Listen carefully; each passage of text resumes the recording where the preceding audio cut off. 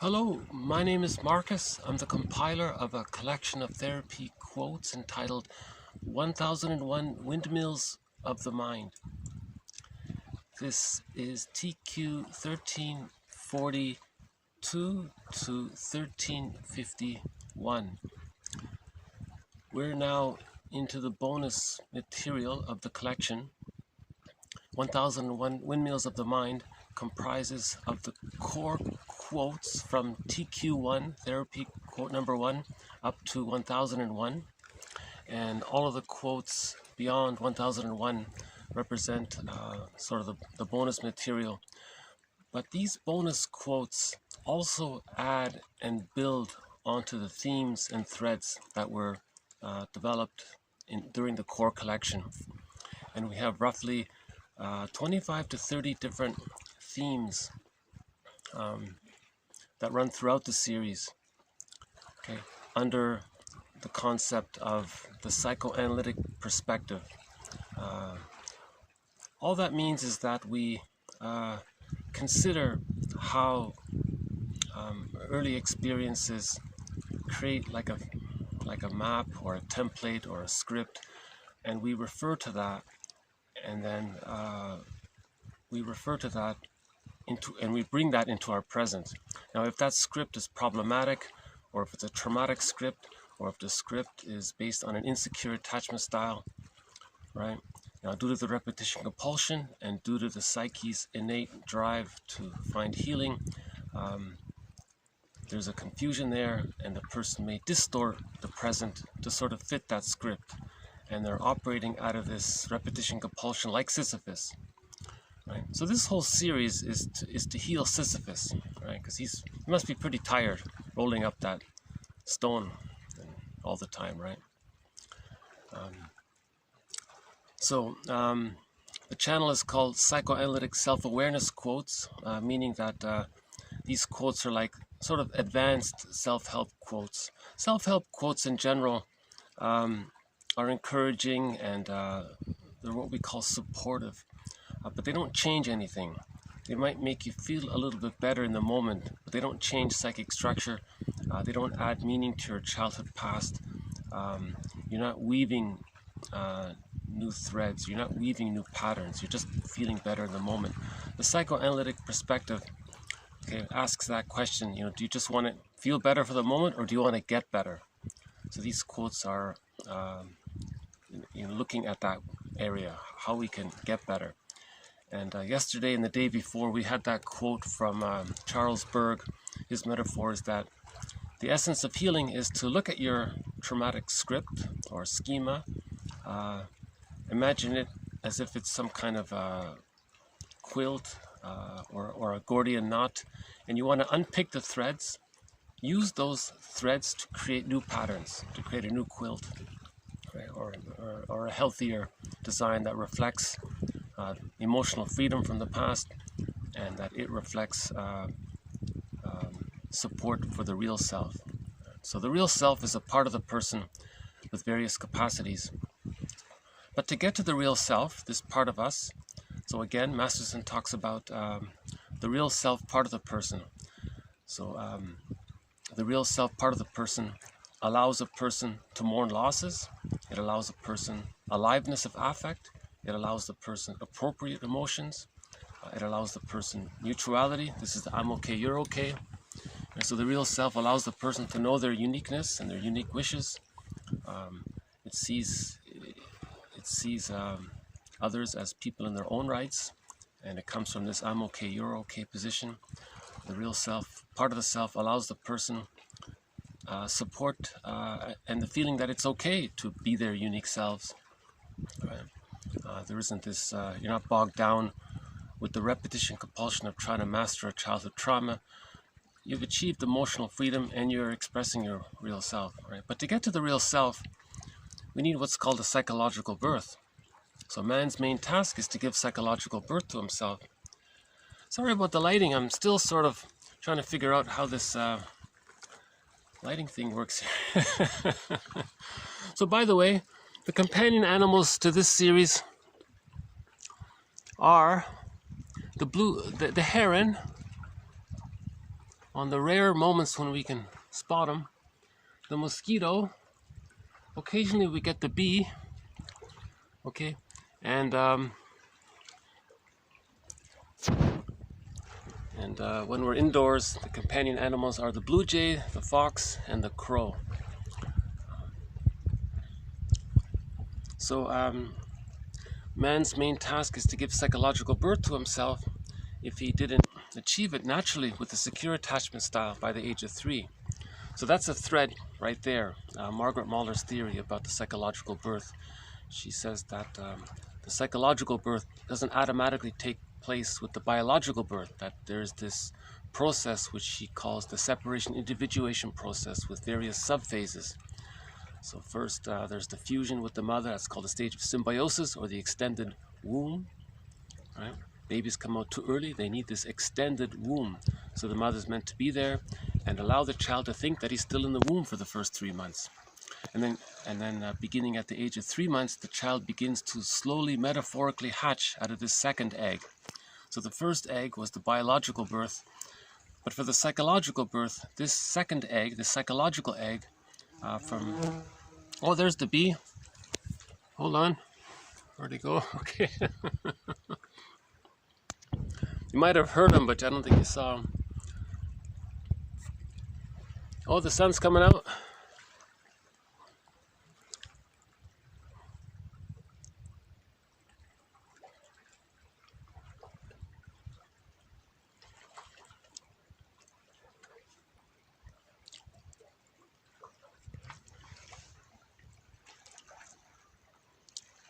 Right, so this, the baby needs another egg for his psychological birth. This second egg, of course it's a metaphor, meaning that the baby is fused with his mother.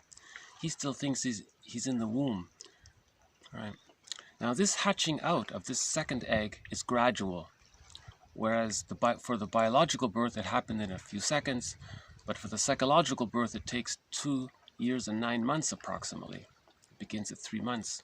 So the baby differentiates himself. He gets the sense that there's two people there, that he's a person in his own right and his mother is a person in her own right.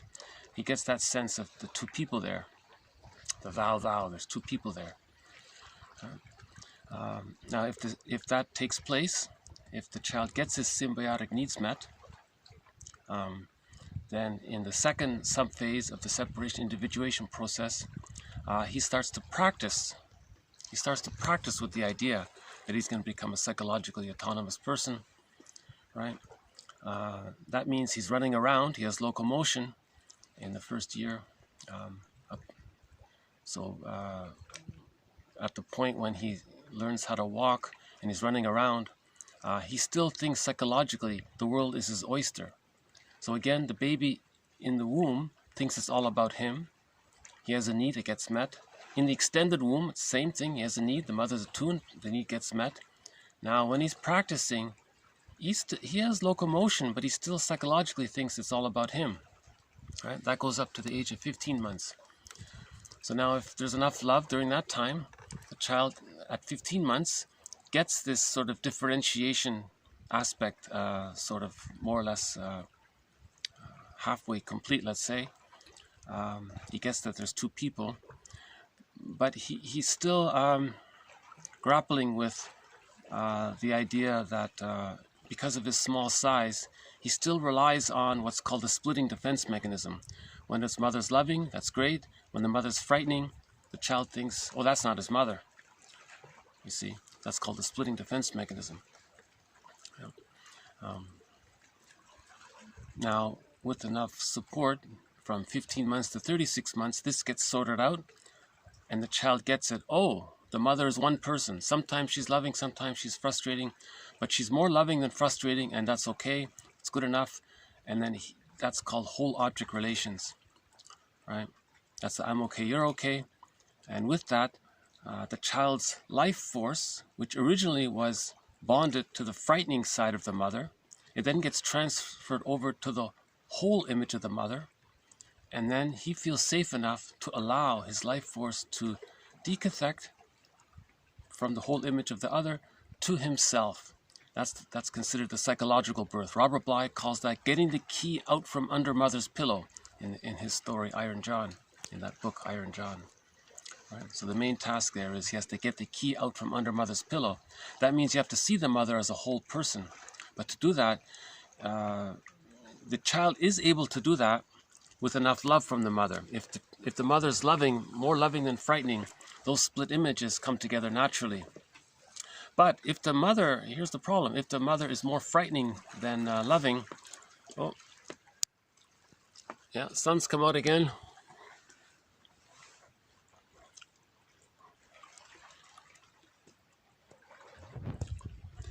Well, although I admit my presentation of these quotes are imperfect, but I'm pushing through because I'm reminded of a musician. He was producing all of these albums, and they weren't very good. And then one day he produced a great album, and I thought, yeah, okay, that's the way to go. Just stick with it. So Fairbairn says it clearly. He says, the more frightening and the rejecting the mother is, the more the baby clings to the mother. Now, if the baby's clinging to the mother and she's frightening, how does the baby do it? The baby has to think that the mother's all good in order to keep the bond. But in reality, she's frightening. So there's the splitting defense mechanism. He hallucinates that it's another person, that when she's frightening, but he fantasizes that he's bonded to the good mother. You see? So that's when the frustrating experiences with the mother outweigh the loving experiences. The child still relies on this splitting defense mechanism. One side gets buried, denied, disavowed, and then it gets projected onto others. Or what sometimes happens is he identifies with the aggressor and then does to others what his mother did to him, and prejudice comes from there, and so on. So we have a whole thread in this series about what happens when the mother's more frustrating than loving. But let's say the mother's more loving than frustrating. That happens apparently 50% of the time, according to one survey, meaning only 50% of the children in North America, according to this study, in the book Attached. There's a book called Attached by Levine and somebody, I forgot. On the front cover, there's a magnet in the shape of a heart. That book there, they quote a survey that says that only 50% of the people in North America received a secure attachment style with their mothers. The rest received an insecure attachment style, meaning they're still using all of those babyhood defense mechanisms, right? Splitting, projection, projective identification, reaction formation, and others. So let's say the mother is more loving than frustrating. That's called a secure attachment style. Okay, whole object relations is achieved. The child can get the key out from under mother's pillow. Now the child has what's called ontological security, a sense of self, right? A sense of basic trust. The universe is a friendly place. He has that feeling. Okay,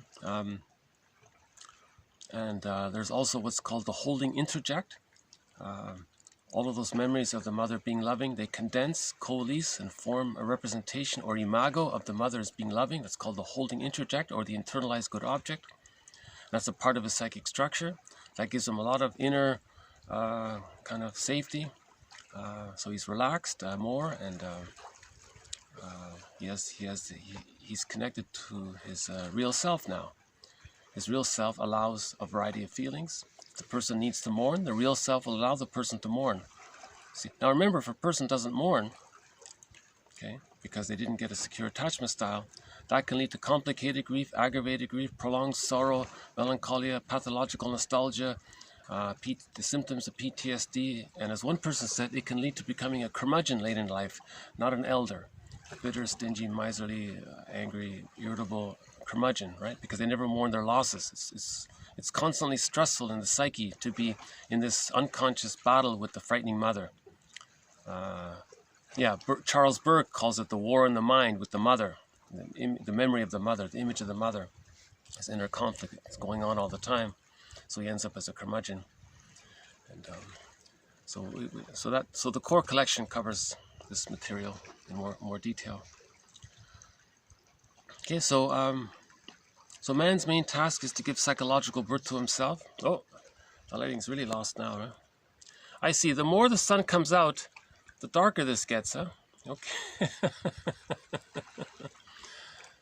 So let's see. How's the cloud situation?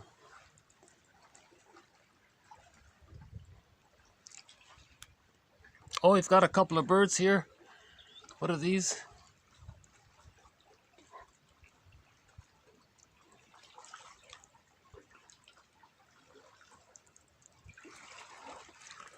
Okay, they're not the Canada geese, you know. We still haven't gotten the Canada geese. There's the bee. I keep hoping to see the Canada geese fly by and honk. That's quite a scene. But we might get a peek from the seal as well. Okay, so we have a variety of threads that run throughout the core collection. Okay, the concept of the psychological birth, the concept of the moral defense by the baby, meaning the baby thinks the mother's good. If she's fighting, he thinks he's good, and he denies that she's bad. That's a splitting defense mechanism. All of these defense mechanisms just mentioned, splitting, projection, projective identification, all right, and then rationalizations. All of the major defense mechanisms sort of each have their own thread. Right. So we've got roughly 30 e-booklets in this collection, all in all. So this is an in-depth look at the psychoanalytic perspective. I believe I've managed to find many of the best quotes from the psychoanalytic perspective. And so we're going to add a few more quotes to our threads here. We have a thread on anxiety. Okay, so we'll add one more quote to this thread on anxiety. So just briefly again, anxiety means you're afraid and you don't know why. Sometimes there's you're conscious of it in your anxiety, but most of the time anxiety means it's an unknown, unconscious fear coming up of losing mother's love or being punished by the mother, or the feeling that if the child did try to activate the real self and they didn't get support, the mother withdrew support, and he felt anxiety from that. Yeah. So when we want to be our true selves, we feel anxiety often, basically. Right? So we're going to add more to this thread on anxiety. Okay, this one comes from a gentleman by the name of Henry Laughlin. Okay, Laughlin says, okay, neurotic reactions are defensively motivated. Okay, so the things we do to take away our anxiety. Okay, whatever we do to get rid of our anxiety or not be aware of our anxiety, okay, that's going to end up as a neurotic reaction. Okay, now the intent of doing this, if we can't manage our anxiety, if the anxiety is too overwhelming, and then we binge eat or watch too much TV or something like that, that's sort of a neurotic reaction, he means. So you have to think of this on a spectrum. Some neurotic reactions are pretty benign, some are more harmful. Okay, so neurotic reactions, or sort of unhealthy or self-defeating or self-sabotaging or right? Neurotic reactions are defensively motivated. Okay, a defense against overwhelming anxiety, right? So the intent is a protective one, to protect us from this overwhelming anxiety. Every such, reaction unconsciously seeks certain gains. Well, that makes sense. One gain is we want to get rid of the anxiety. That's called the primary gain. Although self-defeating, these gains often represent desperately sought last-ditch defenses and compromises. Okay, so the baby didn't know what he's going to do. The mother's frightening. What does the baby do? So he's got to do so. Last-ditch, desperately sought maneuver. The baby's going to do something. Maybe he'll adopt the moral defense. He'll think he's bad and the mother's good. Or he'll use the splitting defense mechanism to think that his frightening mother is not his mother, right? Or he'll identify with the aggressor. He'll think the frightening mother is him. That's how he manages the anxiety. So that's a last-ditch, frightening, desperately sought maneuver. Okay, identification with the aggressor, the moral defense, splitting, etc. right? Repression, of course, right? Psychosomatic symptoms. Okay, so that's the primary attempt to deal with that overwhelming anxiety, to use these sort of desperate defense mechanisms. So to the baby's hard-pressed little ego, there has been no alternative recourse. Okay, so maybe the baby gets ill. The body bears the burden. The mind can't even do it. Okay, so let's say the baby does something neurotic in his mind. The neurotic pattern, from a conscious point of view later on, develops automatically and spontaneously. So if later on, if he's a binge eater, he sort of does it automatically. Now this primary gain, okay, he calls it, his jargon, okay, Laughlin's jargon for this primary gain is the endogain. Apologies for the jargon. Okay, Robert Bly says, forgive psychology for its jargon, just forgive it. But I respect Laughlin's work, so I'm going to kind of go with his jargon here. So this primary gain, or the endogain, okay, so it's a gain, he's calling it the primary gain, the endogain, right? Involves an intrapsychic operation, okay, so it's in his mind, an intrapsychic maneuver of the mind, which is always deeply unconscious. That's the theory there. Something's happening in the baby's mind. Okay, now this endogain, to squelch the anxiety, is secured through the resolution of unconscious emotional conflicts. Of course, there's a huge emotional conflict. The child wants to exist. The mother's not there. He's scared. There's a conflict. How does he preserve his dignity if the mother's not around, right? So there's a huge emotional conflict there, right? So he seeks the endogain, right? He's going to distort something in his mind, twist something in his mind, to deal with that anxiety, huge anxiety of not being loved when he needs the love. Remember, the baby needs the love. If he doesn't get enough love, the baby thinks he might be abandoned and perish. So he has to do something, right? So that's why they call it here a desperately sought last ditch, right? Effort by the baby's mind. To the extent that it is successful, okay? So if he identifies with the aggressor, or he uses the moral defense, he thinks he's bad and the mother's good, and splitting and so on, okay? Or the body bears the burden. To the extent that this works, the endogain works, okay? The experiencing of anxiety is averted, okay? Now we have symptoms or personality traits out of this, or character traits out of this, okay? So they develop in the service of this endogain. That makes sense, right? If the person identifies with the aggressor, that's the narcissistic pattern. He's going to put others down because his mother put him down. He's going to be cold to others because his mother was cold to him. He's going to be refusing to others because his mother was refusing to him. Okay, so now he developed a character trait or a personality trait. So let's use the example of the narcissistic pattern. Okay, to serve this endogain, right? So the narcissism is there to deal with that primal anxiety. Now that he's got this endogain, what happens is, on top of it, to support it, the person realizes he may get some other benefits out of it. Now these other benefits out of this narcissistic pattern, he's calling here the secondary gain. Okay, now the secondary gain is secured later. Okay, for example, if a person has a narcissistic pattern, he can make a lot of money by cheating people. So there, he gets a secondary gain. So this secondary gain is secured later. Now through this channel, one gains external and material advantage from the endogain after the endogain is established. Okay, this kind of gain can play an important role in the propagation and the perpetuation of the unconscious emotional conflict. Okay? So this secondary gain, okay, so let's say he's greedy and all that, he gets the benefit of being a narcissist, and that preserves, that doesn't deal with, that reinforces the endogain. Okay? being the narcissist to deal with the anxiety, you see. So the acting out that arises from the narcissistic pattern perpetuates and propagates the problem, right? So secondary gain may be conscious or unconscious.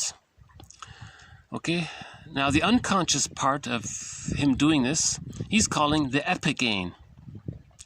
Now if he's aware of it, we might just say that's the secondary gain.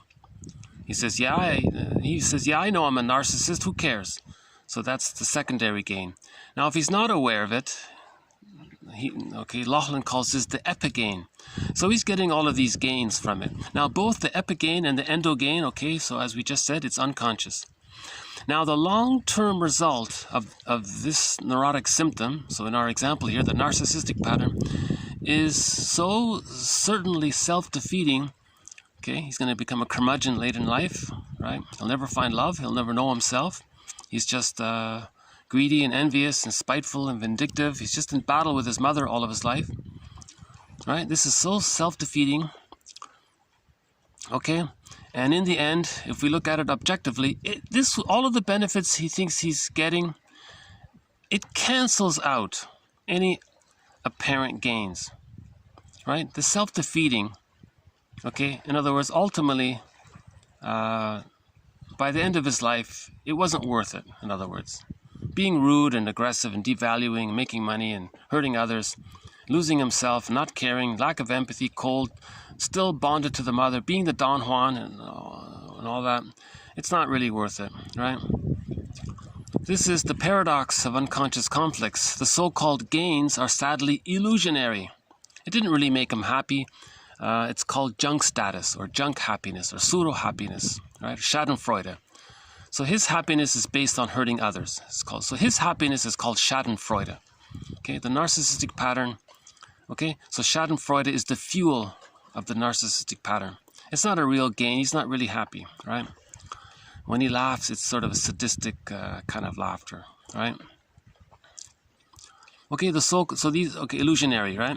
Makes me wonder about this Buddhism. Maybe that's what they're talking about. The ego is an illusion and all this.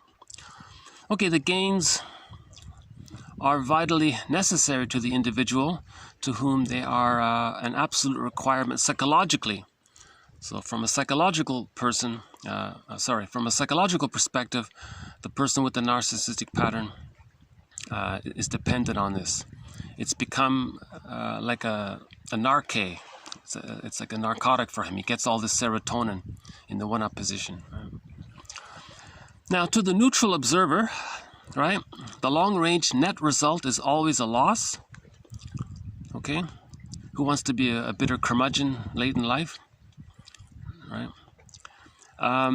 It is tragically common, however, to find clients clinging desperately to painful and handicapping symptomatology in an effort to keep the gain. So he will fight for this narcissistic pattern. He'll become vindictive, spiteful, if you question it. So he's really, the Gordian knot is very tight there with the narcissistic pattern. Okay, as Cyrus wrote in the 1st century BC, powerful indeed is the empire of habit. Okay, so the empire of habit. So he thinks he's a little god, right? He's a little emperor, or a little king or whatever, right? So I think maybe he's talking about that. I'm not sure.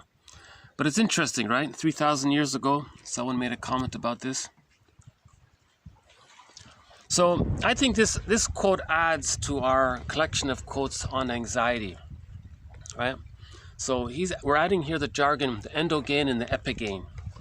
So the baby felt what persecutory anxiety.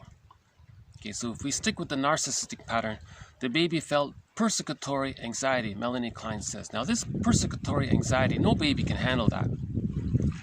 The last-ditch desperate maneuver the baby's going to do is he'll identify with the aggressor. He just becomes the mother. Okay. Now, from the baby's point of view, the mother was one up. He thinks, well, he'll be the mother, and then do to others what his mother did to him, to communicate what his mother did to him. And he's stuck there like Sisyphus. He's always devaluing others to communicate that when he was a baby, his mother devalued him. That was the light there. Yeah, sorry again about the light.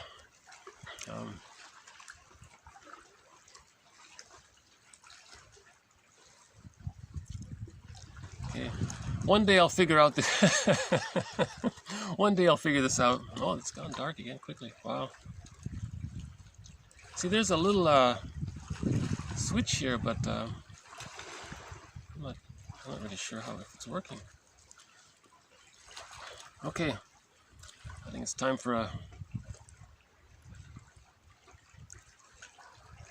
I better call customer service to see if I can get some answers about... Okay. So we have the we've added some new jargon here. The endogain is somehow the baby managed his persecutory anxiety of being unloved by the mother. He becomes her. The deal with the devil, right? In the story by Goethe, Faust, right? So the metaphor is there. He makes the deal with. See, from the baby's point of view, we're not calling the mother the devil. Don't take it the wrong way. The baby thinks in images, right? It's called primary process thinking. The baby doesn't have words. This is in the pre-verbal stage. In the pre-verbal stage, okay, the limbic system, there's no words, there's no language yet. The baby's not speaking yet. The baby thinks in images, in other words. So now what image does the baby create if his mother is feeding him against his natural hunger? If the mother's using a schedule and says, you feed now, or if the mother says, no, you're not hungry, you don't feed now, what image does the baby have of his mother doing this? It's going to be something very frightening. It's going to be very terrifying. Okay, and that's why we have myths and fairy tales to describe this. So in myths and fairy tales, the rejecting mother is the frightening animal, the demon, creature, and all those frightening characters in any kind of myth or fairy tale. Again, myths or fairy tales are trying to talk about the internal object relations world. Myths and fairy tales are true on the inside, not on the outside. Myths and fairy tales describe trauma. They're a metaphor of the traumatized psyche. That's why we have myths and fairy tales. They describe the traumatized psyche, right? So we're talking about the insecure attachment style here. So the baby felt persecutory anxiety by this frightening creature, this demon-like creature, or this frightening animal. Again, we're talking about from the baby's unconscious perception of his experience, not the reality. Okay? The mother's just an ordinary human being. She's not meaning to do this. She doesn't know any better. She read some magazine, and the magazine said, use a bottle and a schedule. So she trusted the magazine, so she made a mistake. Right? She doesn't know that the magazine was printed to promote what's called the prejudiced personality. Okay, I won't. So we have another thread on the prejudiced personality, so I'll have to refer you to earlier videos. So let's just limit it to the mother made a mistake. She trusted this magazine, and it said, use the bottle and the schedule. Now the baby is terrified by this. He feels tortured by this. That's called persecutory anxiety. Okay, so the last-ditch desperate maneuver is he gives up. He's going to identify with the aggressor. Because again, the baby's concept of himself and his concept of his mother are fused. So it's easy to do that. It's very easy to do that. He hasn't differentiated it. He doesn't know himself yet. He never even got to know himself. He never left the fusion with the mother. So it's very easy to do that. His image of himself is the omnipotent self. He's all important. But the mother is this giantess in the nursery, this omnipotent person. Now he identifies with her, keeps his infantile megalomania. That's a narcissistic pattern. Now in the future, with that psychic template, he's still he's angry at his mother, and the only way to communicate that he's angry with his mother is to show the world, to show the mother up. How does he express his anger towards his mother? He demonstrates it. He does these horrible things to others to communicate that his mother did horrible things to him. So anybody who's rude and all that, devaluing all that, they're trying to say what their mother did to them. This is called a negative magic gesture by Edmund Burglar. Okay, so we have a thread on the negative magic gesture by Edmund Burglar. Okay. That's why this whole collection is very valuable, because all of the quotes build on previous quotes. You know, I don't think there's ever going to be one video that explains the whole thing. So keep that in mind. Okay, So the child identifies with the aggressor. That's the narcissistic pattern. That gain, so we're calling that gain of dealing with the persecutory anxiety the epigain. So he achieved the epigain of squelching away his persecutory anxiety. Because if he's the aggressor, he denies himself. He denies his devalued self. He denies his unloved, despised, hungry, enraged, empty part self. It doesn't exist to him. Okay, in the fairy tale, it's in exile. Okay, in modern daily living, he finds non-threatening substitute others, safe others, and says how bad, and then devalues them.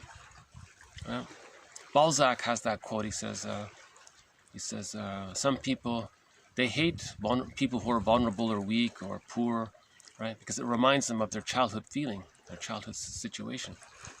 Yeah. And they've identified with the aggressor. The baby thinks that the mother hated their poverty, right? Meaning the mother expected too much from the baby. No baby can be the mother for the mother, so the mother was angry. So the mother had a negative judgment towards the baby. That's what the baby thinks. This may not all be true, but this is what the baby thinks. So we're operating from the baby's perspective. We have to have empathy for the baby. We need empathy for the baby's perspective. The baby's tiny. The mother's this giantess in the nursery, right? So you got to have empathy for the baby of how he might think in that situation. Okay, how's the lighting here? Okay, so that's the epigain, right? Now, he may discover that having this narcissistic pattern or this mindset offers some material gains and extra gains. Now, these extra gains reinforce the narcissistic pattern and the endogain. You see, so that's the idea here. So if he becomes a person with the narcissistic pattern, some lines of work will reward that, and then he gets a gain from that. So that epigain maintains the endogain, and his goal is to maintain the endogain. Oh, there's the seal. Hold on a sec.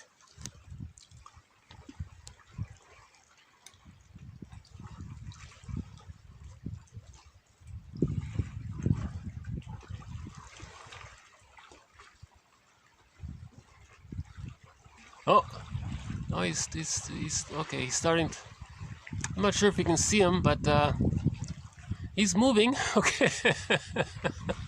He's swimming. Oh, there he goes. He just ducked under.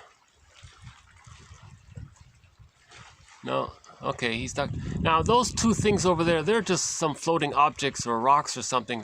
Those aren't the seals. But we had the seal there in the middle there. No, he's still under.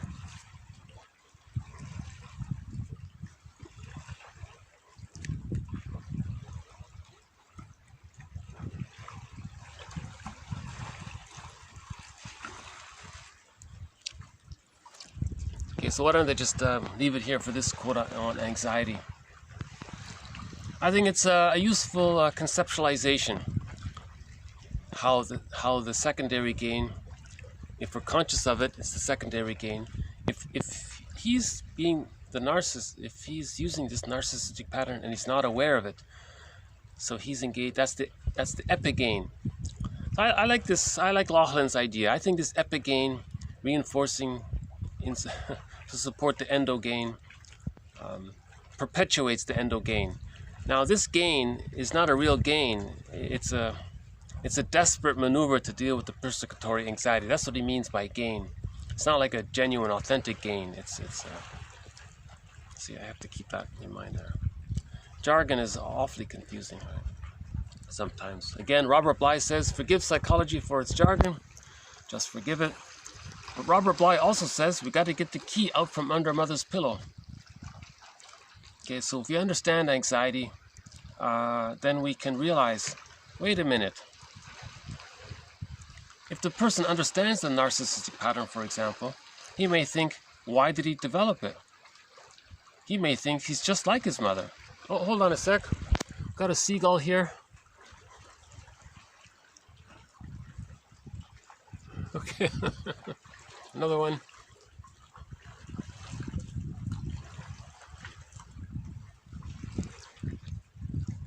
I realize they're not exotic birds to watch, but I have what's called nature deficit disorder. I love I've developed an extra appreciation for nature. Okay, okay. The quote is posted below. Another seagull.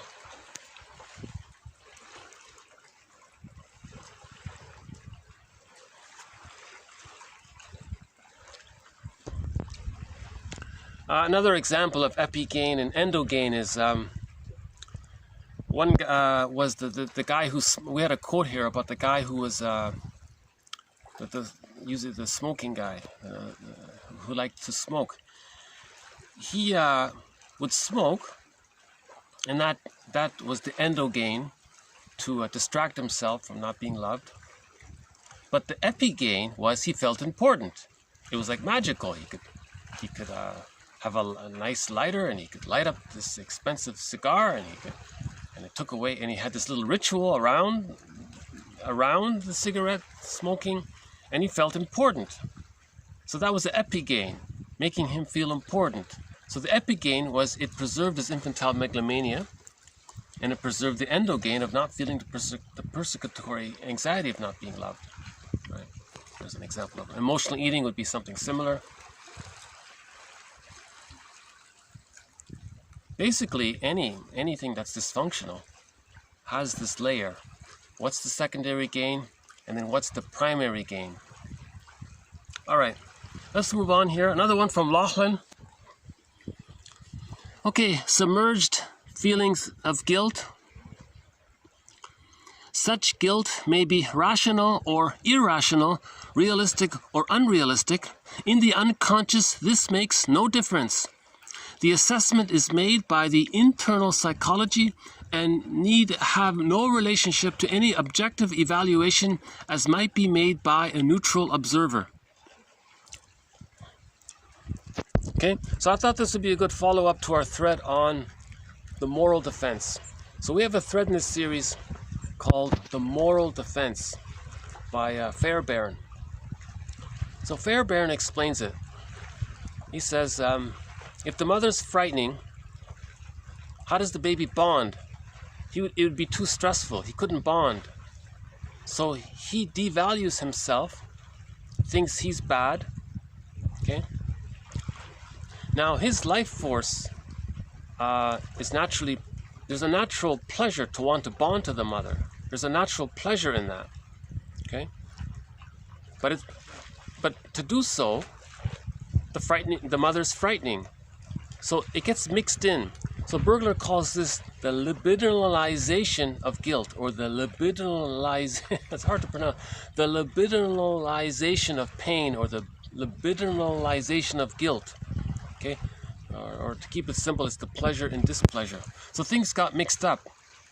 So the child had the pleasure to bond to his mother, but the mother was rejecting. So things got mixed up there. Now it's painful. Now he preserves this. The child does this out of what Fairbairn calls the moral defense. He will accept the badness, he will accept the pain, and thinking that he's bad, in order to make the mother good, because he has to bond to a good mother. So in order to bond to a good mother, he accepts that he's bad. That's called the moral defense. Now, logically, this doesn't make sense. The baby's innocent. He's not guilty. Well, what's the baby guilty of? He came out of the womb. He's innocent. He's not guilty of anything. But the baby thinks, oh boy, I'm guilty. Okay? And the mother's all good. Yeah, that's the moral defense. You see? So we just add to that. And a person can live with this. That's a very tough thing to deal with. This is what's called an endogain. The child survived, but at the huge expense of thinking that he's bad all the time. Now he can go through life thinking that he's not okay and others are okay. That's the codependent pattern. Or if it's too severe, he identifies with the aggressor. That's the narcissistic pattern, the stinger, and he thinks that he's okay and others are not okay. Right. That's another thread, by the way, the stinger and the clinger. Okay, let's move on. Okay, So trauma produced by parental inadequacy may also take the form of a symptom and thus force its way back into awareness in this disguised or converted form. Okay, so we're adding this to our thread on the body bears the burden. He's saying here, okay, so the symptom is forcing its way back into the person's consciousness. The child felt persecutory anxiety. It was unconscious. The child develops a symptom, okay, maybe some trouble somewhere, some kind of symptom, whatever that is. That symptom is forcing its way into consciousness. So in other words, symptoms are trying to make you conscious of something unconscious. Symptoms represent an unresolved unconscious conflict. At the same time, it's an endogain. It helped to deal with it. So that guy with the big belly, Marion Woodman talked about, he couldn't deal with the anxiety of losing his mother, and he developed the belly. Woodman said, you're carrying your mother around with you. So that's the endogain. He dealt with the anxiety. But the symptom, the unhealthy belly, right, is making the person conscious that this is still unresolved. So it's an endogain, but it's an expression of the problem. So there's two things happening at the same time. So I just thought I'd add that there, this idea of how it, his phrasing here, right? He says that, okay, trauma can take the form of a symptom. Thus, the trauma forces its way back into consciousness through this disguised form, okay, sometimes called conversion. So the psychic trauma, the painful memories converted into the body, and the body bears the burden. So a bodily symptom, a psychosomatic symptom, is the conversion of the trauma. It's an expression of the trauma. It dealt with the trauma, and at the same time, it's an expression of the trauma, right? So that's a huge topic there, so I'll leave it at that. Okay, good. We got another one here from Laughlin. Okay, traumatic neuroses. Okay, as mentioned earlier, nowadays we say PTSD, but long ago they would use this phrase traumatic neuroses. That was the jargon for PTSD, right? Traumatic neuroses. Okay, the neuroses following trauma. So when there's a trauma and you have a neuroses afterwards, that's PTSD, he's calling that traumatic neuroses, right? Okay, traumatic neuroses, the neuroses, or the, right, following the trauma, whatever they may be, can take hundreds of forms, may find expression in a wide variety of symptoms which can limit one's satisfaction in living, okay? They can increase susceptibility to further traumas down the road, interfere with one's effectiveness in work, or even prevent the person from working. Okay, so I'm just adding this here, that the symptoms, a wide variety of symptoms. Okay, so the symptoms of PTSD. So we're all familiar with the symptoms of PTSD, right? He's saying here it can interfere with you being effective at work. It can, now, it may be so severe the person is not even able to work, right? Because of the PTSD. He's so irritable, and he's so moody and temperamental, and right. Now, he may be sensitized to becoming re-traumatized by something minor later on. See. So PTSD is a real curse, isn't it? Because we have that quote from yesterday. Someone described PTSD as the flowering stalk from the seed, whereby the open wound from the scar is reopened again and again. And we had that quote from, what's his name? The guy who wrote the book, there's a self-help book called The Human Side of Being Human. The guy who wrote that book, he has the metaphor about this. What's his name? Jackins. If you look up a guy named Jackins, the book is called The Human Side of Being Human. He also discusses this. Okay, so that's That's one of our threads in this series, this topic of PTSD, or sometimes called traumatic neuroses. Okay, now let's maybe take a quote towards the therapy side of healing. Okay. Where id was, there ego shall be. This reclamation and integration of the lost or repressed aspects or feelings of the self remains to this day the major aim and goal of psychoanalysis.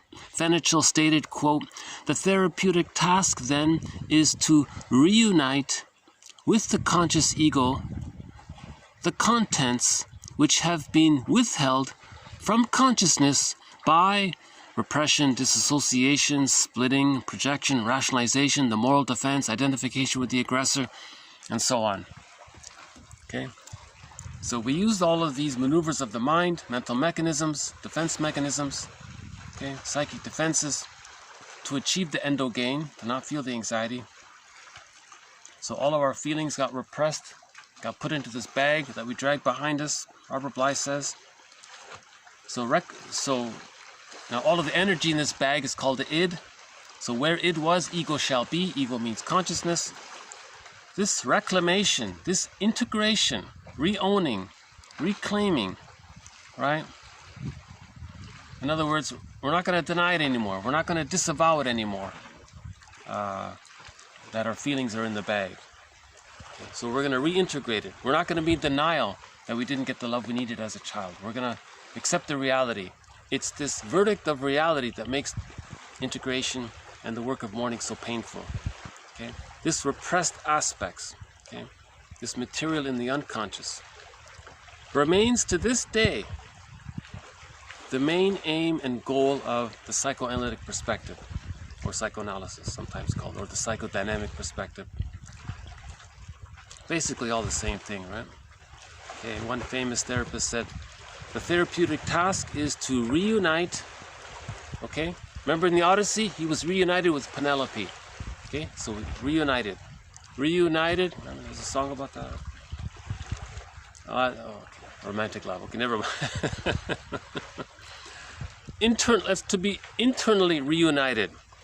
Okay, so the therapeutic task is to be internally reunited, right? To reunite with the conscious ego, the contents which have been withheld from consciousness, okay, by repression, disassociation, splitting, the moral defense, identification with the aggression, rationalization, reaction formation, and so on. And we have a whole host of defense mechanisms. That's why we study defense mechanisms, because if we can study these defense mechanisms, then we can it'll help us to re-own what we disowned, right? So reparation of the self leads to reparation of the other, and so on. And we have quotes regarding that bag we talked about. So we have a thread in this series regarding that Robert Bly's metaphor of the bag we drag behind us. We have a number of videos about that. No, the seal is made his way, right?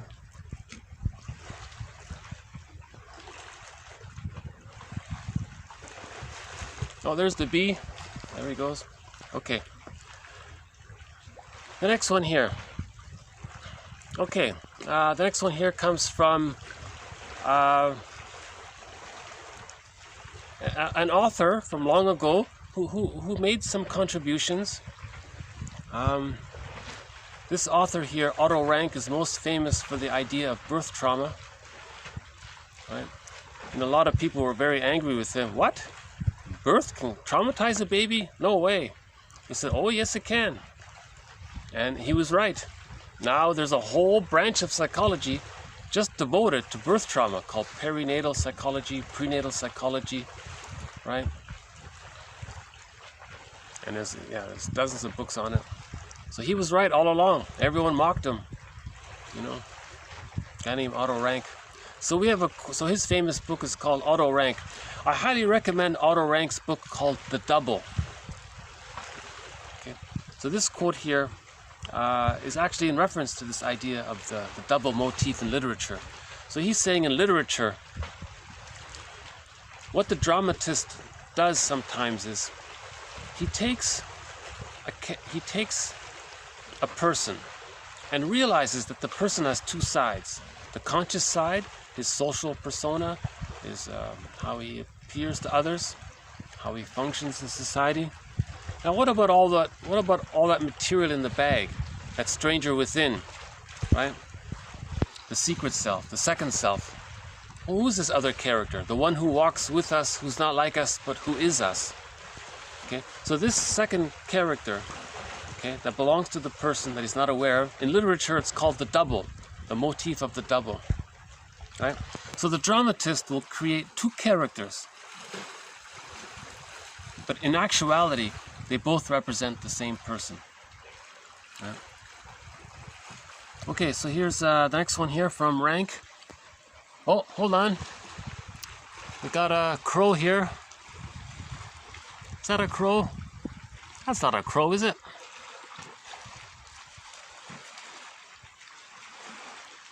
Okay, the next one here. Dramatists, okay, often split up one character into two persons, each of which appearing incompletely comprehensible as long as one does not put the one together with the other into a unity. We find the same fashioning of mutually complementary characters in all great literary art, from Cervantes or Balzac, Goethe, Dostoevsky, up through to all of the modern psychologizing literature, which seeks to give a more or less conscious account of these artistic portrayals. It would be impossible, for example, to create the Don Juan figure, for example, this frivolous knight without a conscience, if a part of him were not thereby split off in this character Leporello. Now, with this key, we can at last understand why Leporello must represent Don Juan precisely in all of the painful situations. See, he was making the point that a lot of people don't understand. Why is Leporello always taking the punishment of Don Juan's actions? So Don Juan was the epitome of the worst type of narcissist one can imagine, a despicable person and all that. And every time he was caught and he was supposed to be punished, there was like a flip in the story. Leopardo was there, or what's his name? Leporello was there. And you think this isn't realistic. No one would constantly take the abuse of right? They're supposed to be like traveling companions or something. Why is Leporello always there doing this? So this is the metaphor. He's saying here, dramatists are saying that one person represents Don Juan and Leporello. You see? So the one side of the person that acts like the selfish side, and the side that feels the pain of it all, that's the Leporello side. See, that's his idea there. Now, in that book called The Double, I highly recommend that little. It's just a thin little book called The Double. Hold on, got the sun again.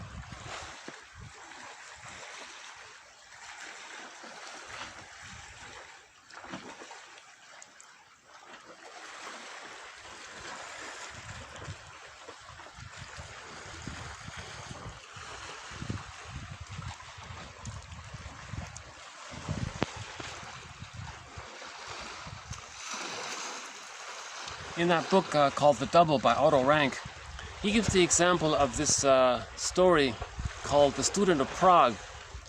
Now, the guy in there was fighting with this other character. He didn't know it was him. When he hurt that person, he was hurt. And on the tombstone of this character, it said, "Here lies the guy who fought with himself and he lost." Because, meaning, he never understood. He never understood that so much of who he really is in this bag that we drag behind us. He didn't reintegrate himself, right? So the Don Juan and the Leporello killer, there was never a version of the story where Leporello, whatever his name is, and Don Juan were morphed into a human being. You had this evil knight and this pathetic guy representing the wounded self, the feeling self. You see, they never morphed into one person. And Rank was making the point that in all of the various versions of the Don Juan story throughout the ages, remember this is an old story, right? From what, how many? 500, 600 years ago this was written? Something like that? Yeah, 1600, something like that. Let's just say 400 years ago, let's say, this was written.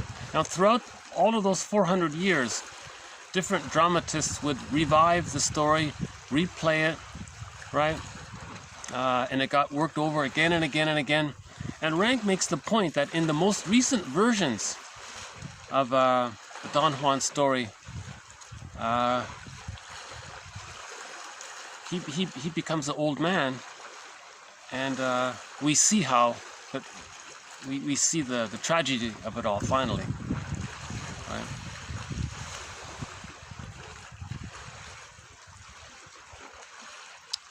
And because the stone in that story, the stone guest, that was his mother complex. He was plagued by an attachment to an absent mother, you see. So the stone guest was always chasing him. The stone guest was always after him. That's the mother complex. In that story, Don Juan, the stone guest at the end, that represents the unavailable mother, the absent mother, the dead mother, right? Someone called it the missing mother, right? The stone guest. And he was always haunted by this. The stone guest was always chasing him, and he was running away looking for a good mother, something like that. So it's a very tragic story, right? But literature is filled with stories about people with the narcissistic pattern. Yeah. Okay, Balzac's name came up here. We have quotes. So Cervantes wrote a story about the Don Juan, right? We've got quotes from Goethe about the Faust, one from Dostoevsky. So I'll include one here from this guy, this French guy here, Balzac. I don't know anything about him until today. Okay, this Balzac guy, he says, for example, that traumatized persons, like one of his characters in one of his stories there, this Biro 2. Okay, so this character, Biro 2. Okay, so some traumatized people, similar to this character, Biro 2, take their sorrows into their lives instead of transmuting their sorrows into axioms of experience. Okay, again, some people with PTSD carry their sorrows all of their lives rather than transmuting their sorrows into axioms of experience, okay, lessons of learning. Instead, they seep themselves into their troubles, wear themselves out like Sisyphus by reverting daily to the old unhappiness.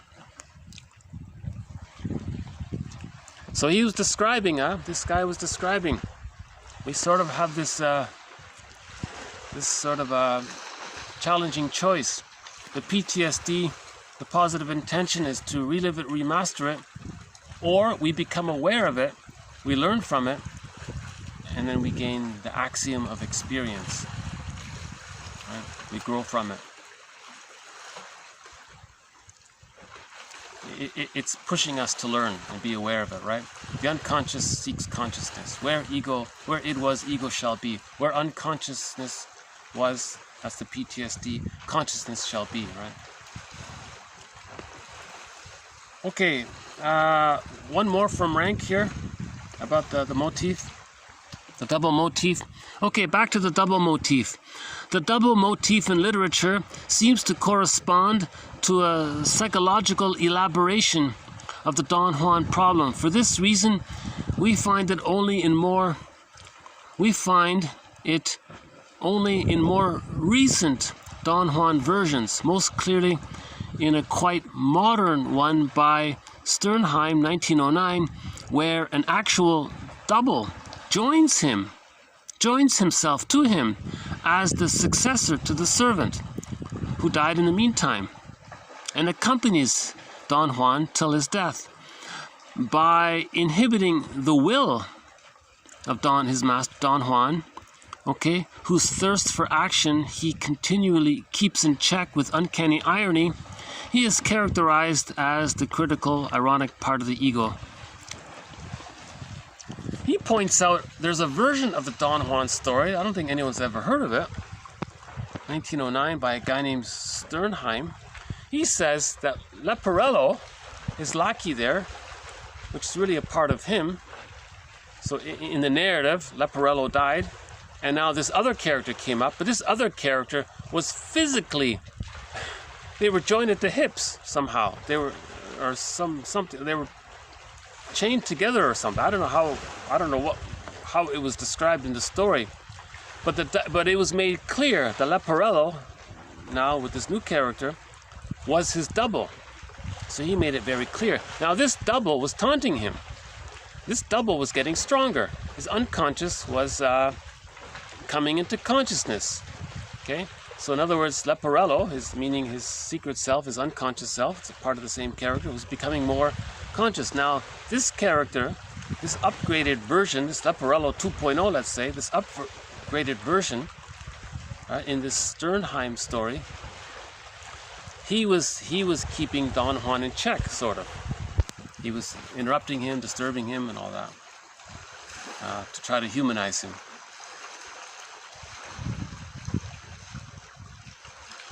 Okay, we'll just do one more on the Don Juan story here. Okay, it is his yearning, it is Don Juan's yearning to find a woman who is the incarnation of womanhood, and through whom he could enjoy all the women in the world, although he cannot possess them individually. Okay, so let's just quickly review the narcissistic pattern. The baby, we all know that the baby needs to nurse properly. Now the baby's image of the breast mother is an inexhaustible flow of goodness. The key word here is inexhaustible. An inexhaustible flow of goodness. Baby never got that. He identifies with the rejecting mother. Now, he is greedily looking for that inexhaustible flow of goodness. Now, whatever is symbolic of goodness, whatever may represent goodness, in whatever form that may take, he wants to possess it. Now, his understanding from the unconscious point of view is that it's inexhaustible. Now, like Sisyphus, he's chasing for this inexhaustible flow of goodness, but he can't metabolize it. He can't take it in. It can't happen after the age of 5. The brain doesn't allow that. It doesn't work. So now he's like Sisyphus. So now he's greedy. So anything that represents goodness, he wants to possess it. Okay. Now, if he sees something that represents goodness and he can't have it, that triggers the memory of not being loved. Envy means hatred of the good. Now he wants to put down the goodness. So now he's envious. If he can't get it, he's envious of it. Right? It's sometimes called grenvy. Right? So what's he looking for? He's looking for the perfect woman. It's unattainable. He's looking for a goddess. It's unattainable, who represents all womanhood. Now that phrase represents from the baby's point of view. From the baby's point of view, mother was the all-good mother, was all womanhood for the baby's point of view. You see, from the baby's point of view, mother, it represents all womanhood for the baby. Now the person with the narcissistic pattern is looking for this goddess, perfect, beautiful supermodel, I guess, or whatever, and maybe he thinks that represents all womanhood. And if he possesses her, he thinks, like the baby would think, that he's bonded to his mother and he's getting the nursing that he needs. Now, now even a supermodel, let's say, couldn't offer that to any human Don Juan. It's impossible. You see, it's a secondary delusion. No person, no supermodel, no therapist can take a person with a narcissistic pattern, travel back in a time machine, travel back to the person's nursery, right? And then the two characters morph. He becomes back into a baby. The supermodel becomes the breast mother, and he changes history. He changes the past. No, it can't be done. But he's sort of trying to do that. He's still trying to get that. That's what greed means. That's he's still trying to do that, and that's why it's insatiable. Look up the story "Rabbit is Up to Tricks" by Joy Harjo. She talks about the narcissistic pattern being insatiable, she says. Okay, so that's another thread in this series, the narcissistic pattern. So we're adding a little bit more here with the Don Juan story. Okay, we'll do one more here. Okay, we have another thread in this series on grief. Oh, there's the bee. So I think we can add the bee as one of the companion animals to this series.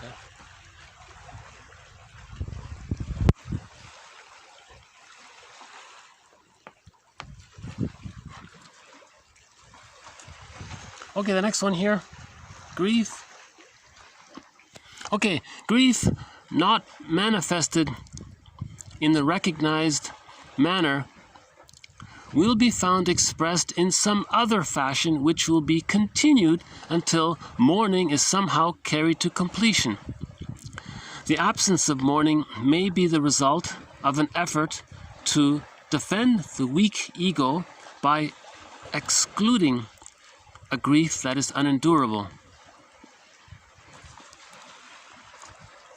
Okay, we have a major thread in this series on complicated grief. Splitting precludes mourning. So if the child is still using the splitting defense mechanism, he can never mourn. The psychic structure needed to mourn is whole object relations, which leads to the access to the real self. And it's the real self, part of the self, that allows a person to mourn losses. Now, what prevents access to the real self? Okay. If the person doesn't have whole object relations. Now, why doesn't the person have whole object relations? Because he's still using the splitting defense mechanism. Why is the person still using the splitting defense mechanism? Because as a child, the mother was more frightening than loving. If the mother's more frightening than if the mother is more frightening than loving, the baby uses the splitting defense mechanism. He thinks he rejects that she's frightening, and he hallucinates that she's good. That's the splitting defense mechanism. You see, and now that psychic structure doesn't allow for mourning, because if you're overly attached to the frightening mother, your only agenda is to get the frightening mother to change. I love you, you're perfect, now change. So now in the mind, the mother's still frightening, it's stuck there. You see, so he's going to project the frightening mother onto others and wants others to change and be the good mother. Or if he can't be bothered, he identifies with the aggressor, does to others what his mother did to him to communicate what his mother did to him. So he has to first unravel that, if that's the case. But otherwise, what he might do is project the hope of a good mother onto his wife and expect the wife to be the good mother. Or the woman might do it to the man, let's say, or whatnot. You see? And no one can do it. You see? So we have to heal the splits. In other words, the goal of therapy is to heal the splits. How do we heal the splits? It's this verdict of reality. We have to face the reality. The reality was that when there's an insecure attachment style, the mother's more rejecting than loving. That's the reality that no one wants to face. Well, we have to face it. You see? No one would like it. It's difficult to face, let's say. Right? So that's Steiner's quote. It's this verdict of reality that makes the work of mourning so difficult. So the suggestion has been made on behalf of 1001 Windmills of the Mind that on Mother's Day and on Father's Day, that those are the days when mothers and fathers write to their adult children and explain it all, apologize, and say what needs to be said. The truth will upset you free. The adult child will think, oh, now it makes, oh, there's the bee. It'll make sense. You see, there's a poem, right? We make honey from the bee. The honey bee makes honey from our misery or something, right? So if the parents write these letters, the honey bee will make some sweet forgiveness from the realization of the reality. Right? How does that go again? The honeybees are making sweet honey from my old mistakes. Something like that. Robert Bly quotes that one. Machado, I think.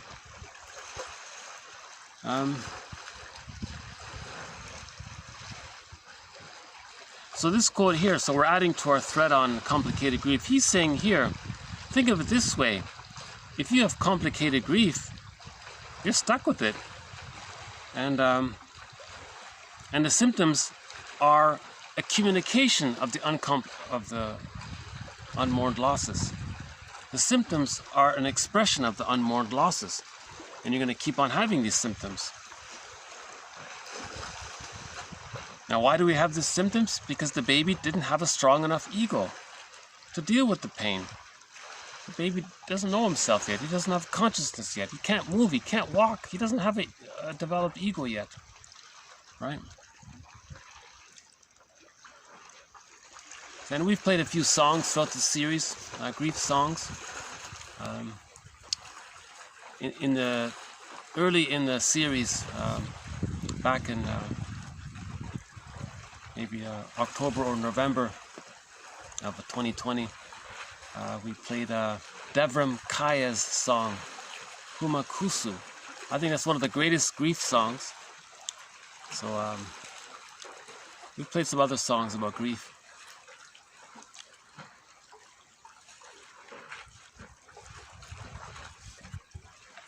You want to take a look at the environment here?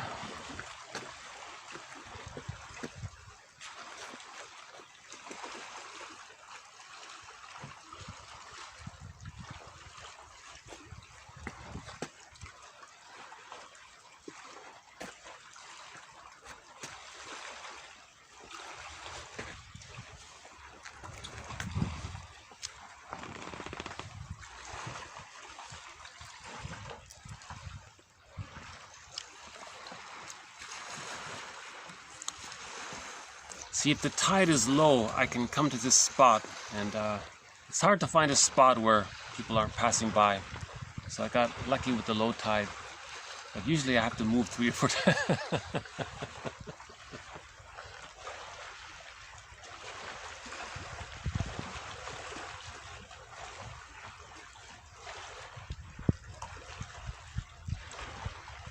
Okay, let's just conclude here with a recent poem that was brought up. So I'd like to revisit this poem from yesterday's video and the day before. So, in the video prior to this one and the video prior to that, we posted TQ 1330. It's an interesting poem. I feel like I want to revisit it a few times here. He says here, the thing that numbs the heart is this,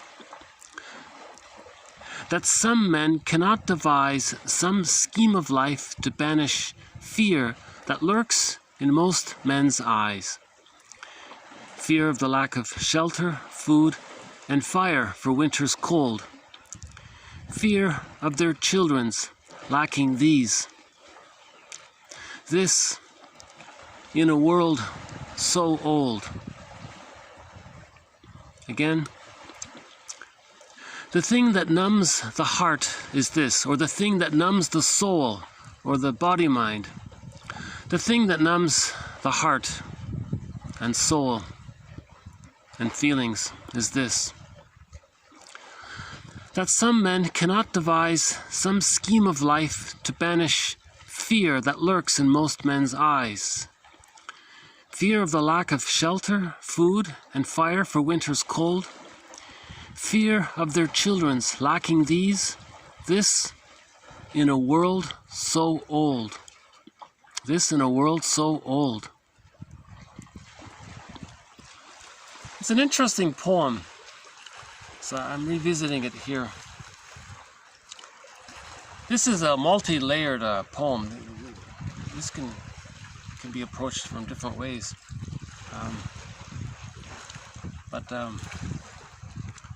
This one here, some men cannot devise some scheme of life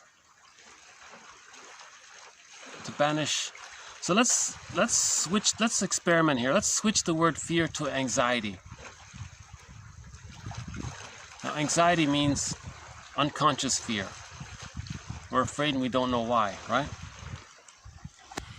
The thing that numbs the heart is this, that some men cannot devise some scheme of life to banish anxiety.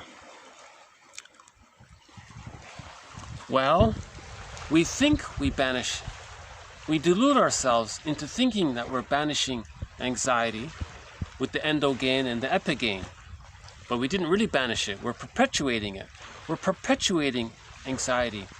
Okay? So any like smoking or emotional eating or some unhealthy thing that we do or some personality thing that we have, the codependent pattern, the hostile provocative style, the narcissistic pattern, all of these personality patterns that we've talked about, the obsessive one and the hysterical one and all the other ones and the Iago character, all of these things, they're perpetuating the anxiety. You see? So they may think they've banished the anxiety. All they did was perpetuate it. You see? The thing that numbs the heart, right?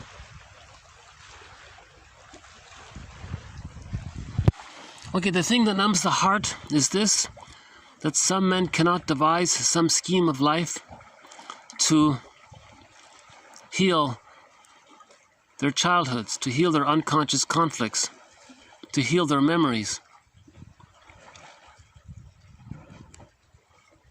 to heal grief. So why don't we experiment with grief here? Okay, the thing that numbs the heart is this, that some men cannot devise some scheme of life to banish grief, or to heal grief. Okay, so let's change this banish fear. Let's do it to heal grief. Heal complicated grief. Let's try that. The thing that numbs the heart is this, that some men cannot devise some scheme of life to heal unconscious, uncomplicated grief. To heal complicated grief. Melancholia.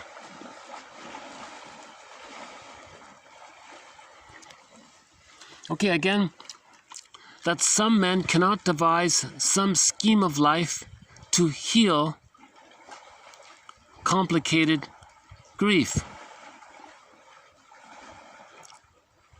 Now, if we don't heal complicated grief, okay, that leads to the prejudiced personality.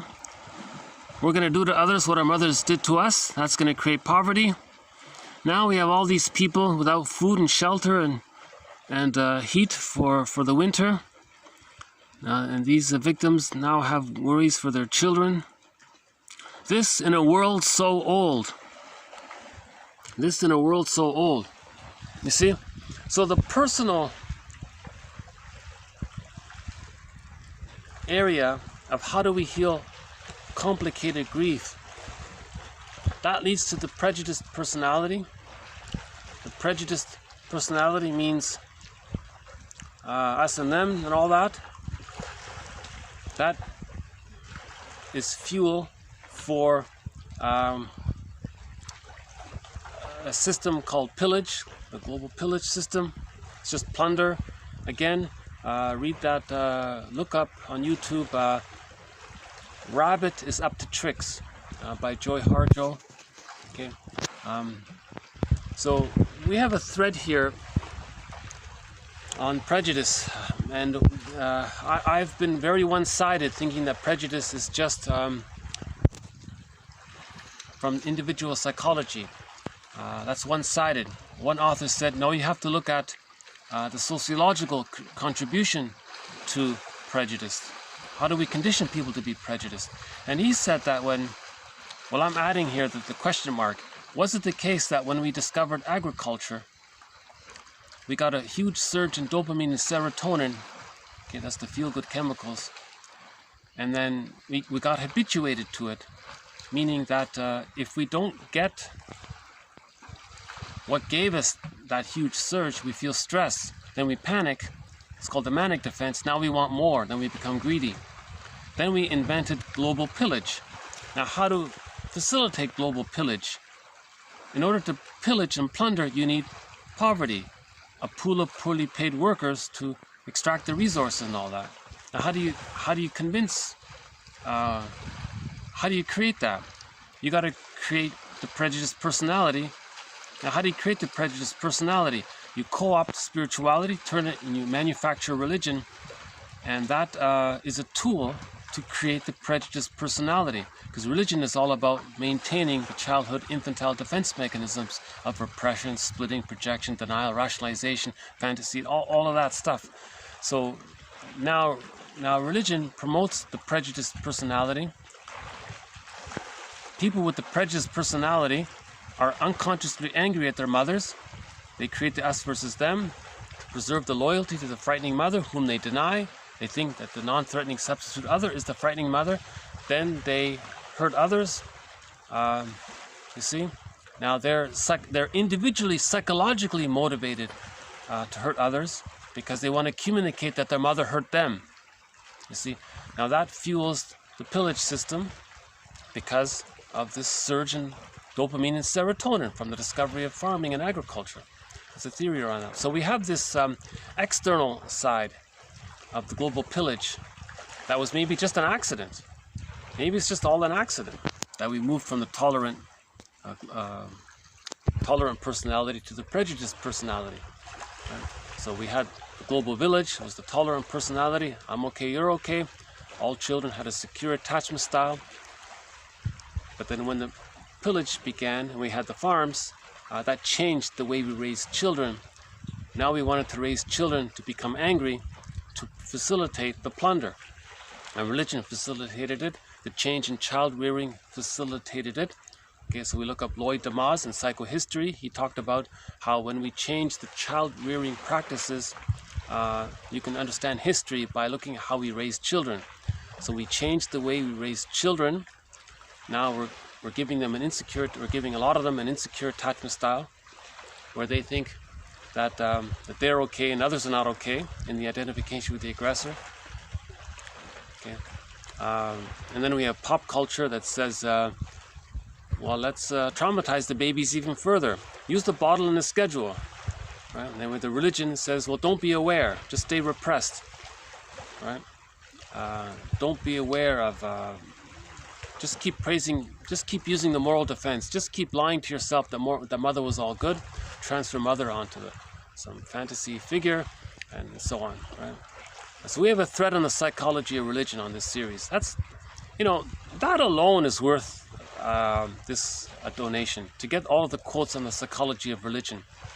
Yeah? If you want to know the psychology of religion, get this collection. Okay, and then there are other factors from the external side that leads to the global pillage. Now, the global pillage is creating all of this fear in men's eyes. Fear of lack of shelter, fear of lack of food, fear of lack of fire for winter's cold, fear of their children's lacking these. You see, so the pillage is creating all of this fear. That's the external side. You see? Now, that contributes to feed that. We create the individual fear of the unconscious anxiety. Now, the unconscious anxiety leads to the complicated grief. See, so there is a kind of overlapping between the two here. I'm not sure if I'm getting it across here. So I'll read the poem again. Think of there being some kind of overlap between the individual and the external, right? The thing that numbs the heart is this, that some men cannot devise some scheme of life to heal complicated grief.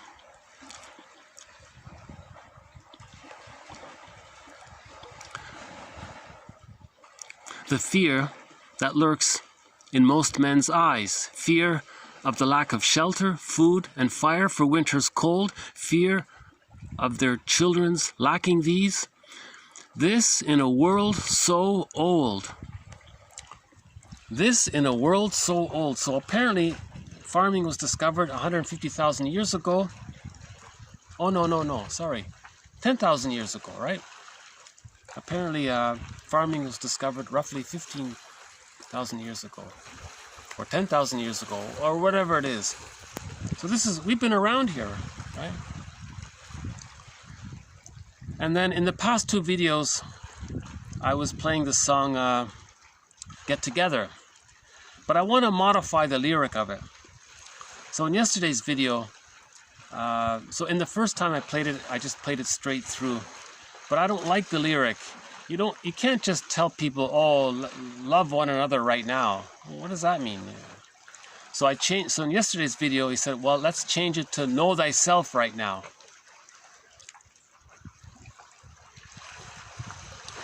But to know thyself, we need to understand the double, the motif of the double. That there's this bag we drag behind us, the stranger within, the secret self, the second self, the shadow soul, right? The skeleton, whatever you want to call the second self, and all of the energy, it's called the id. And we drag this bag behind us and we spend the rest of our lives trying to re-own what we disowned in childhood. Okay, that's the therapy process here. So I'll play the song again. I'll stick to that reggae song, a sort of upbeat song. Now when you hear this song, consider when the singer says, love one another right now, know thyself right now. Okay? Self-reflect on your projections. I think a good way is to start with the Enneagram. It's just one possibility. The Enneagram is very catchy. It grabs your interest very immediately. The 9 types, you got the versions. You see, the Enneagram talks about the double in a way. You see, in the Enneagram, maybe I can pique your interest here. So in the Enneagram,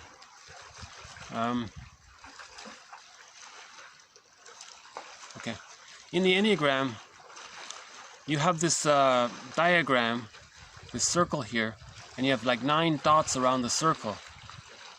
Right? Now, each dot there's a line to another dot that goes one way, and then there's another line that goes to another dot. So it's like you have this little V there. So each dot has their own V. Okay.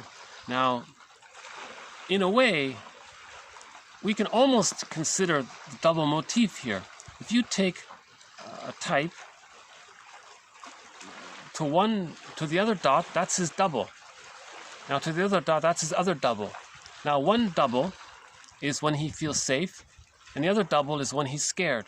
But both of these other 2 are part of him.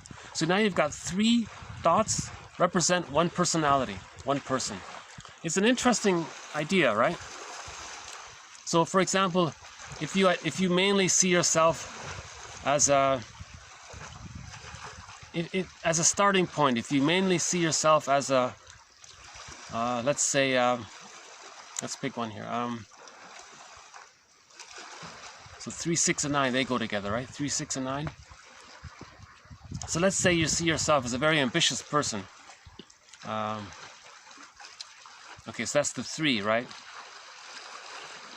Now, under stress, the 3 becomes the 6. The 6 is sort of the skeptic, right? The little more afraid type. Now, when the 3 is relaxed, they become more like a 9, more of a mediator, more of a peacemaker. So the peacemaker, the achiever, the go-getter, and the skeptic, they're all one. You can think of those 3 as all 3 parts of one person, right? Now, and you can do this with any starting point. So if you start with the pleaser, that's the 2, right? So the pleaser, the codependent pattern, when he feels safe, he becomes more assertive, like the 8.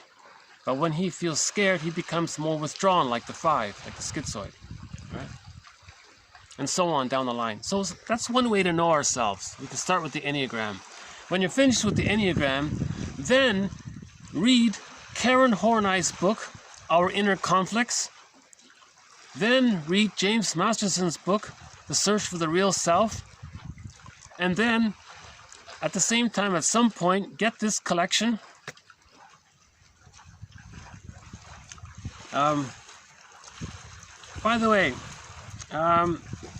we have a new Golden Windmills of the Mind Award.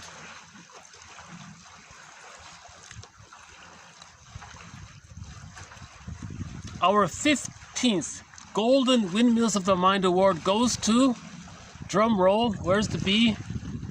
Maybe the bee can buzz by. No bee? Okay. Our 15th Golden Windmills of the Mind Award goes to Henry Laughlin's 2 books. The first one is called The Ego and Its Defenses, and his second book is called The Neuroses. Okay, Laughlin's 2 books, The Ego and Its Defenses, and his other book is called The Neuroses. So these 2 books together,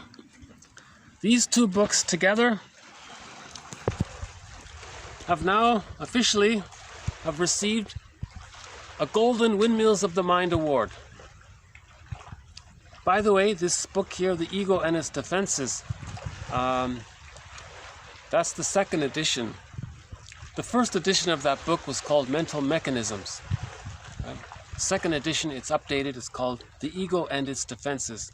And his other book is called The Neuroses. Now these are 2 quite heavy, thick books, but they're very comprehensive. A lot of material is in there. And we have quite a few quotes from Laughlin in this collection. So I think it's long overdue. It's time, it's long overdue. So congratulations, Laughlin. Okay, wherever you are, okay, wherever you are, wherever you are. So I'll just do a quick run through in case you haven't heard about the other ones. Got time here? Yeah, okay, we can do a quick run through here. So the Golden Windmills of the Mind Award, a Golden Windmills of the Mind Award for Bob and His Enlarged Amygdala. This is a comedy film. Okay. The animated film Peer Gynt by Vadim Kurchevsky, 1979, with English subtitles. Robert Bly's audio collection. Rollo May's book The Cry for Myth. Karen Horney's Our Inner Conflicts. Masterson's book The Search for the Real Self. Ursula Le Guin's rendition of the Tao Te Ching. Okay. The EC Comic Archive comic book series called Psychoanalysis, published by Dark Horse Publishing. The music video for the song Because of You by Kelly Clarkson on intergenerational trauma. Okay, the work of To Educate Means to Lead Out of Ignorance, Jane Elliott on prejudice. Alan Chinnon's 4 books regarding midlife. He calls them the Middle Tales. Okay, all of his books, right? Philip Bromberg's trilogy on PTSD. He's got The Shadow of the Tsunami, Awakening the Dreamer, and Standing in the Spaces. The Ego and Analysis of Defense by Paul Gray, another good book. The 1997 film version of The Odyssey starring Armand Assante. Now this was a Hallmark production with an international cast. Very good book, movie, pardon me. And now Laughlin's 2 books, The Ego and Its Defenses and The Neuroses. So we have 15 Golden Windmills of the Mind. This is a wonderful body of work here, I think.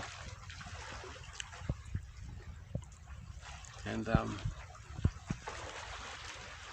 so let's go back to our poem here. The thing that numbs the heart is this, that some men cannot devise some scheme of life to heal complicated grief. The fear that lurks in most men's eyes, fear of the lack of shelter, food, and fire for winter's cold, fear of their children's lacking this, in a world so old. So come on, people, now let's... I don't really like the phrase too well, but yeah. So let's forgive the song for its. Let's forgive the song. There's good parts. There are some good aspects to the song, or rather, there are some encouraging, helpful aspects to the song, and some maybe less so. So I have some ambivalence with the song. So we'll close up with the song here, and I'd like to suggest that when the singer says, love one another right now.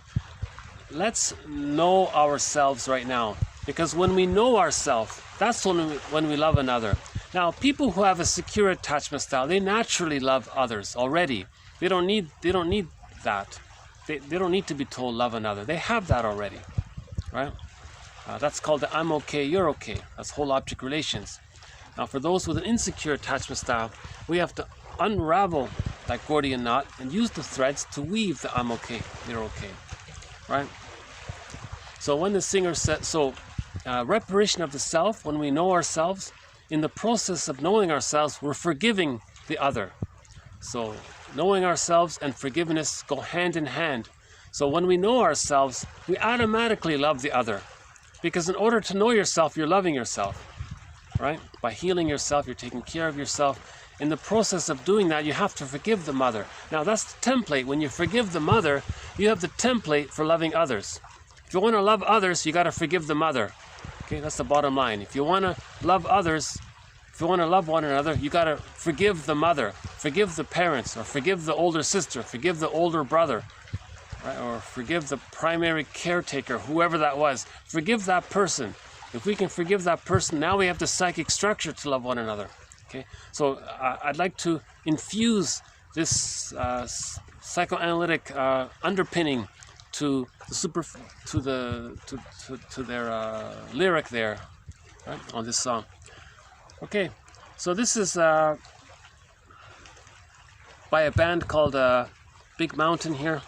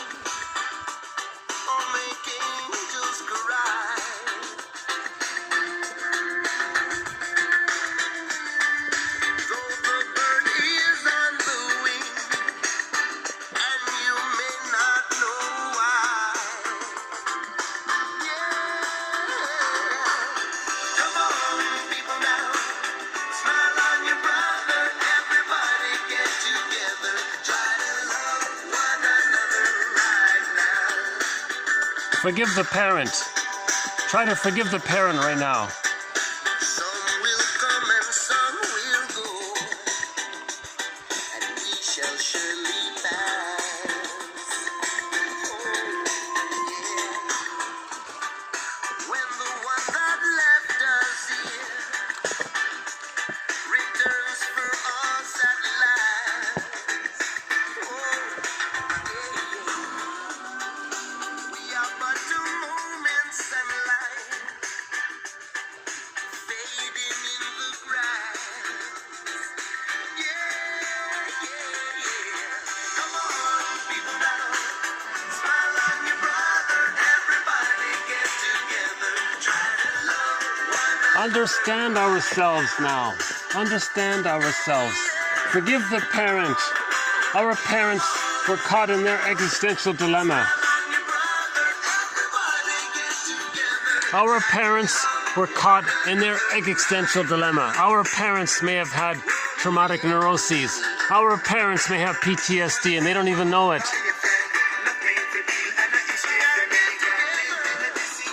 Okay.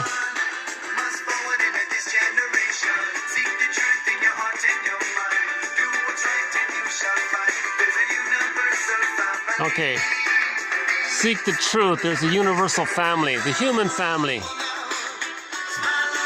Okay, the human family. He's talking about the human family. We have to forgive our parents, right? If you glorify them, you unconsciously hate them. Figure out why, and then that'll lead to forgiveness. Okay? That means you got to study reaction formation. Okay? Reaction formation. You don't want to admit one thing, so you say it in reverse. If you glorify the parents way too much, that's called a reaction formation. It means you can't face the truth of your pain around your relationship with them. So study reaction formation. What is reaction formation? What is this counterphobia? Okay, so we forgive our parents. Our parents are unique and they're traumatized as well. They also lived with unconscious anxiety. Our parents had epigains that reinforced their endogains, right? So our parents, so think about our parents. You know, when you read the Enneagram, you can see your parents in your Enneagram. That's a step towards healing healing. Oh, I think my computer froze here. Hold on a sec. See if I can find the cursor here.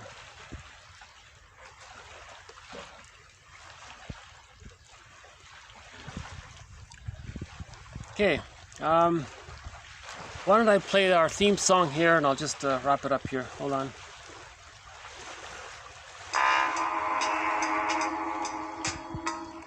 Okay, so we started with this idea of anxiety.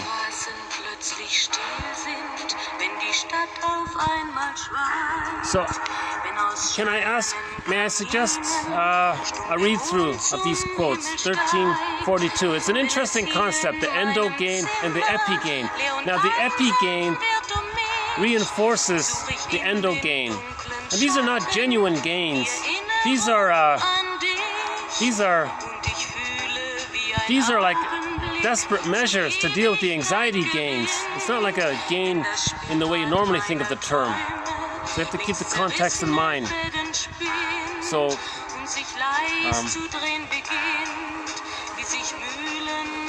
it's a valuable concept. I like it. I like this endogain and epigain. I think it's helpful. So I'll just leave it there.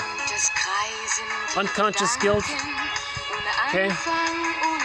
The baby has pleasure to reach out to bond to his mother, but the mother's frightening. The fear and the pleasure get mixed up.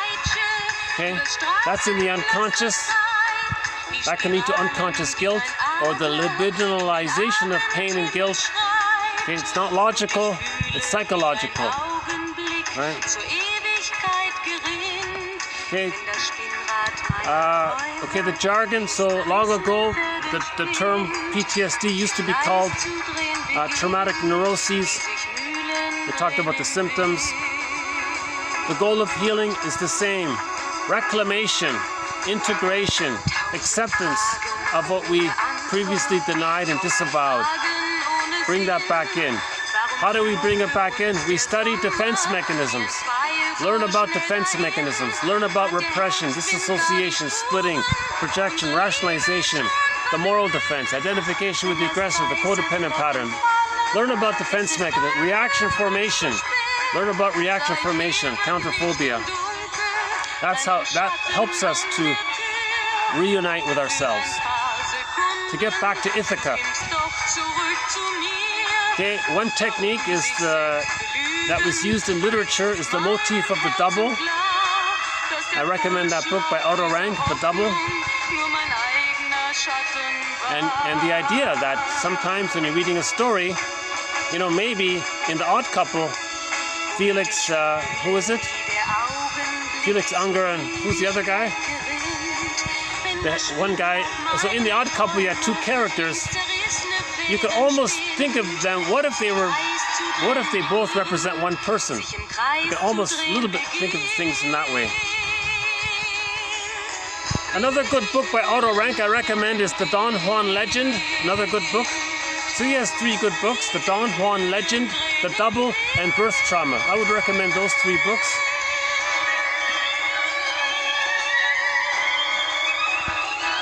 Okay, we'll have more to follow. Thank you very much. This has been TQ12. Pardon me. This has been TQ 1342 to 1351. Thanks again. More to follow. Bye for now.